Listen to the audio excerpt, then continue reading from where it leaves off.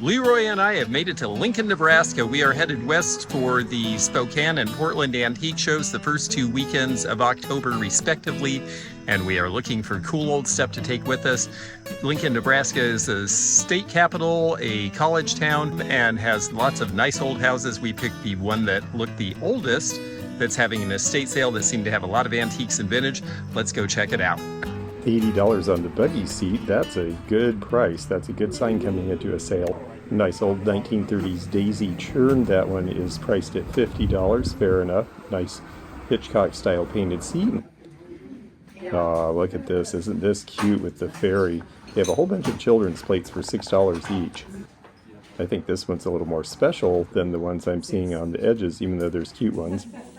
And so I'm going to take it. I've already found something and I just got here. This is great. Pretty set of beads too. And I don't see any prices on the costume jewelry, but most of it's pretty picked over. I'm here in the middle of the first afternoon of the sale. So I have a feeling this won't cost much either. We'll put it in our bowl and take it with us. Definitely on the lookout for inexpensive costume jewelry that's 1960s or earlier. These are nylon pop beads from the 1950s. They're not Bakelite or celluloid, but they are nicely carved. And I think that they've got some style. Black and white is good for the holidays coming up too. A lot of women wear more muted colors. Buck knives are always collectible, and this looks like a 1940s or 50s vintage sheath. Has some wear. Scripto view lighter with the plastic where you can see inside. This one has the Trojan helmet. My high school was the Trojans. Very handsome 1890s sideboard with marble top for $100, and the Roseville Juvenile. Too bad that's chipped. The prices on the true antique furniture are impossibly low here. $50 for this oak desk with the tiger rays. And here's some real photo postcards of various sites. Certain real photo cards can be real money, especially if they show items that are not there anymore, places that were lost to war, etc. It's a 1920s craftsman bungalow, but the kitchen's been modernized, and they have some 20th century modern stoneware from Japan. That's actually a nice looking design. Some Pyrex here, but they have it priced about the way I would want to sell it. I'm still buying and selling Pyrex just fine, but I'm making sure I keep the prices down because a lot of people are selling it, so you want to be the least expensive one in the market. I see some other cute things here. This is a neat old restaurant ware piece.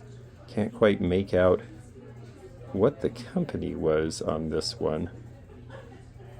Screen print ice lit pictures of the 1940s and 50s. $8, that's a good price. I usually get about 20 for these. Almost every variety of them sells. I like these spice holders that have the Dutch windmill but are done for an American audience. Let's see what they have up here. Old Dairy Queen. Dairy Queen is based in Omaha, not far from here. Eat, drink, and be merry. I love it when people leave their sold merchandise behind. If it still has a price tag on it, we learn what these things are selling for in a market. I like this 1970s Kelly Green self-storing picnic set here. Very similar to the ball sets that were done by Ingrid of Chicago.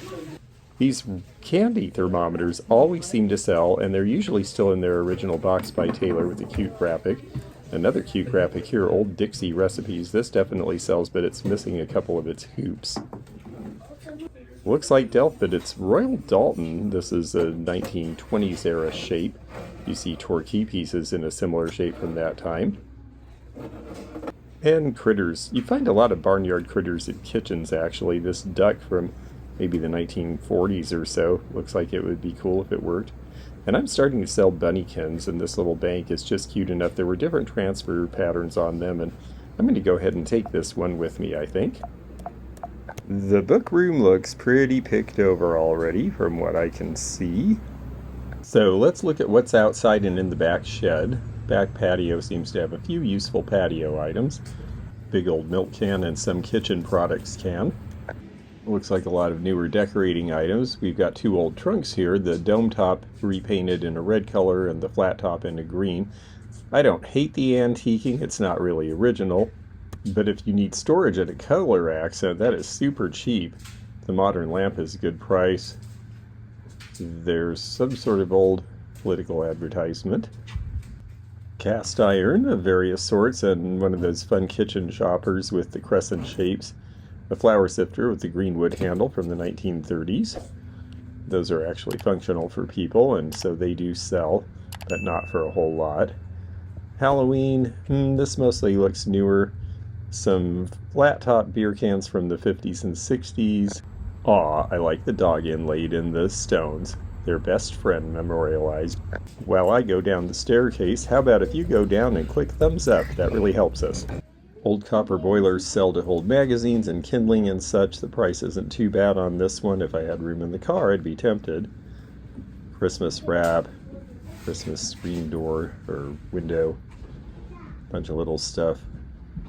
Look at how many cute children's dishes there are. That really is the feature in this house, and there's so many good ones, and a lot of them just don't sell for much anymore, but they're so sweet.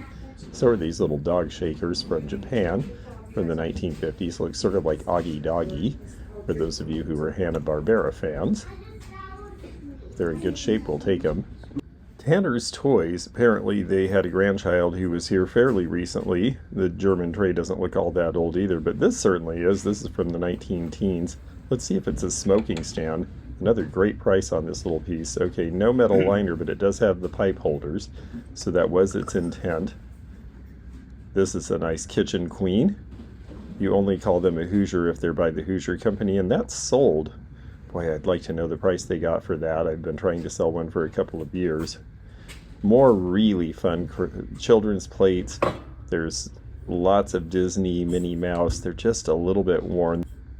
If I could find the Disney in better shape, I would definitely be picking that up for Florida, because those would sell there. They're only $6 each, all of the children's stuff, because there's so much in this collection.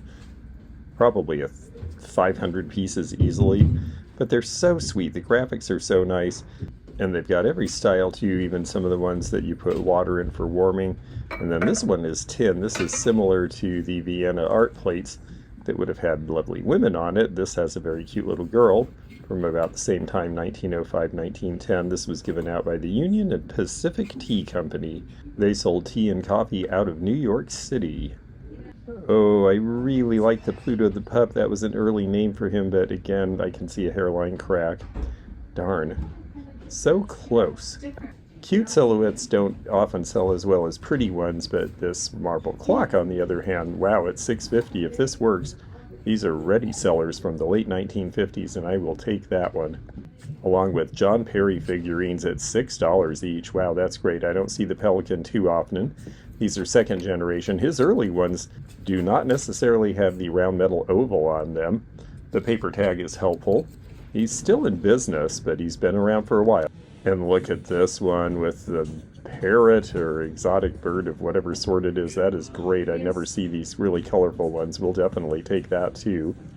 Old druggist bottles are definitely collectible. This one's $14. It's an okay label from about 1910, but calcium isn't as exciting as something that says poison, for example. Dandruff is a good graphic, though. Balinoff, Chain Co., and other companies did this style graphic in the late 70s. I haven't seen the wall plaques much. Cute little blue oil lamp with no chimney. Over there. Bowling pins. I've sold those with some success before. Usually as a prank price to someone who's not a good bowler. The Steins are all newer. Ooh, look at those little chefs. That's a cute set to see all together. And I definitely think that has potential at that price. Yes, I think I'll go ahead and pick this set up. Ooh, and these very flower power early 1970s milk glass shakers with the great designs. Oh, and that shot glass too. Well, I am just finding one fascinating product after another. I do not know what the story of Manti Hose is.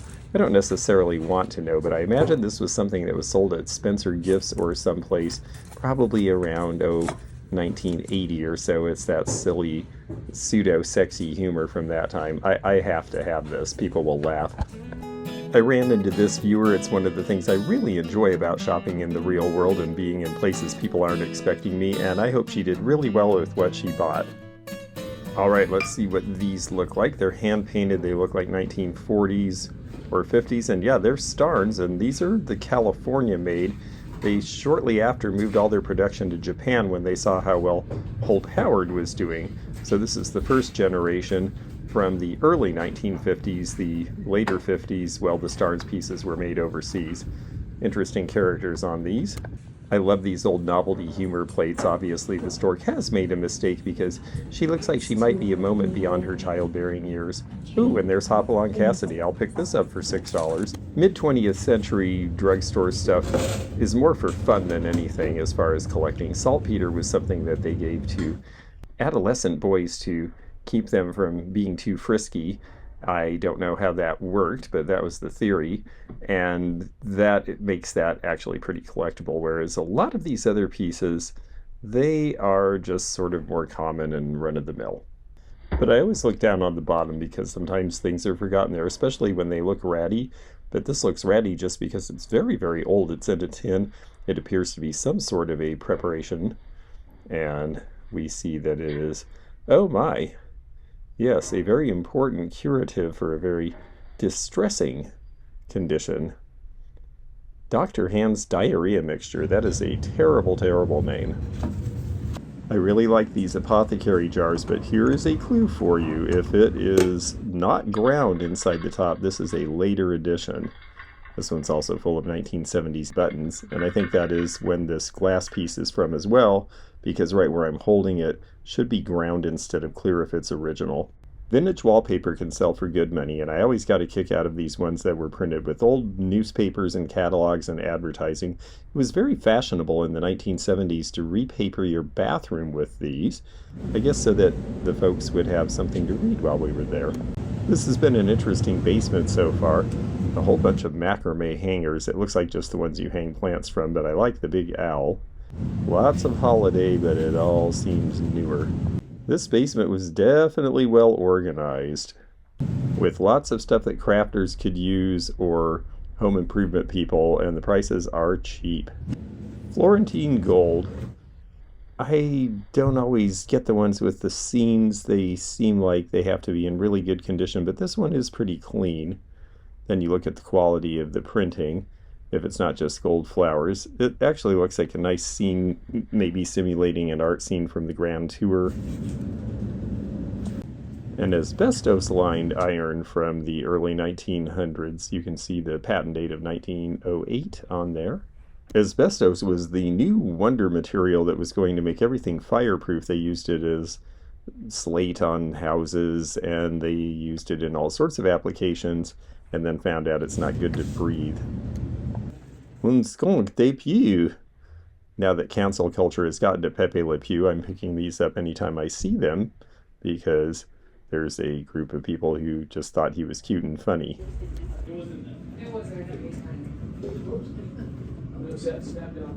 All right, we're back upstairs. This is the back bedroom. I see some cool railroad lanterns, the one with the ruby on the left, but I really want to look at this cart first, because these fold-up carts can be really useful. They fit in a small space, and they're sturdy for display.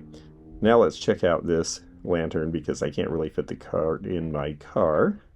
Little problem there. So this one has the lettering for the Kansas City Southern Railway, which is now part of CPKC, which goes all the way from Canada to the Mexican trains and unites all of the countries in the free trade zone.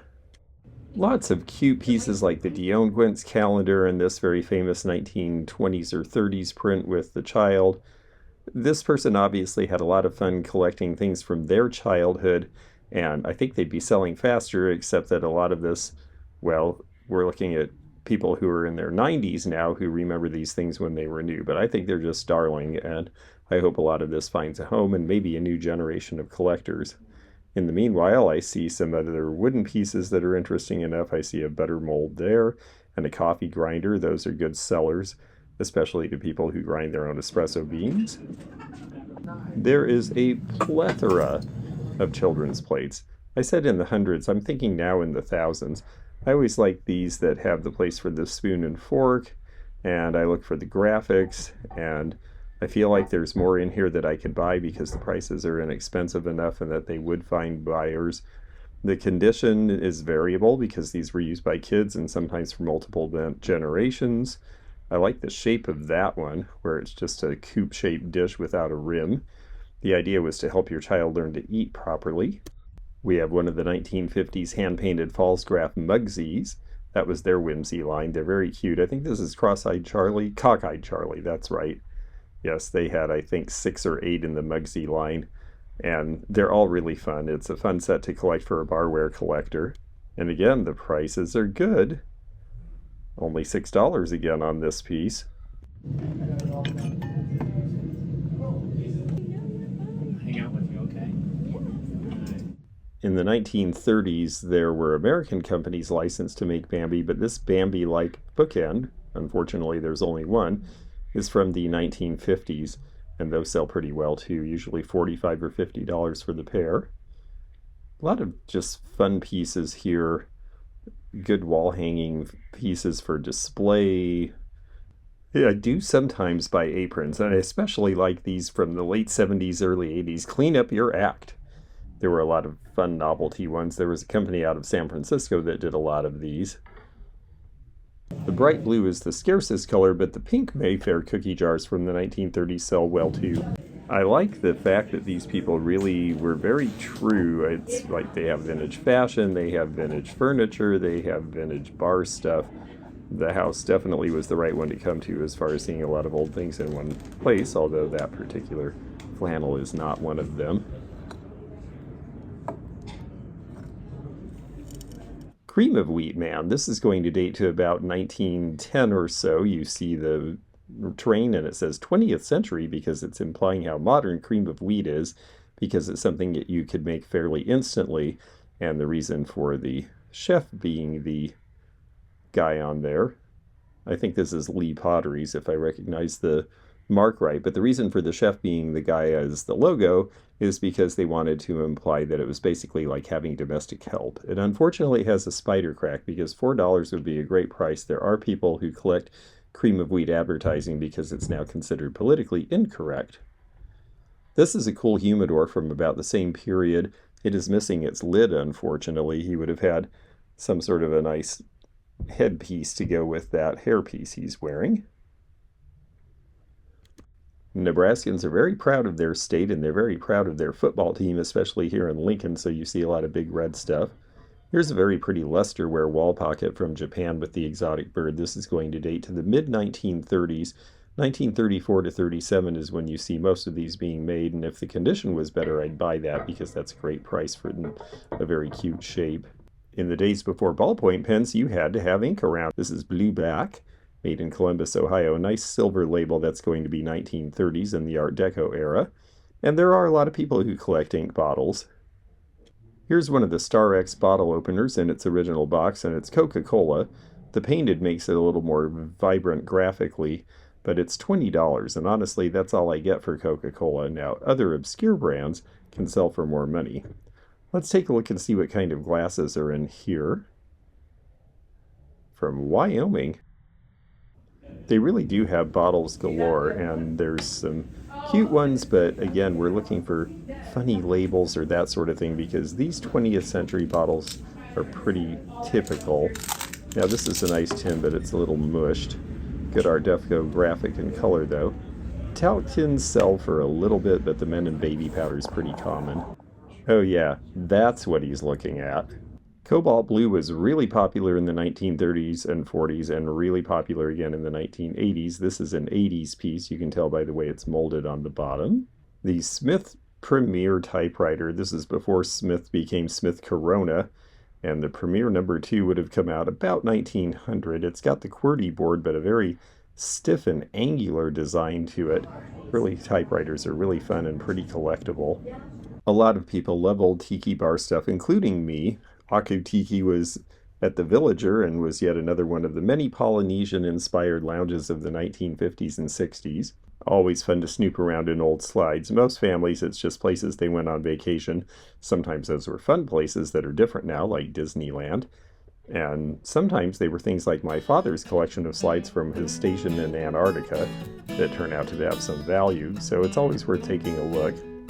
I just got one of these rolling chalkboard things that were popular from about 1900 to 1940 as instructional things for kids, and they generally have the alphabet and sometimes maps and other things. Well, I found fun things, paid $60 for about $200 worth of merch, and met a really nice viewer, so this was a great stop. If you enjoyed this video, check out this one. Also, click thumbs up to like this video and check the description for information about our Patreon, our memberships. We've got a lot of different levels with different perks and bonus videos and early content. Also, please do check out our website, theantiquenomad.com, for appraisal help. And we'll see you again for more adventures in the antique and vintage community soon. Bye for now.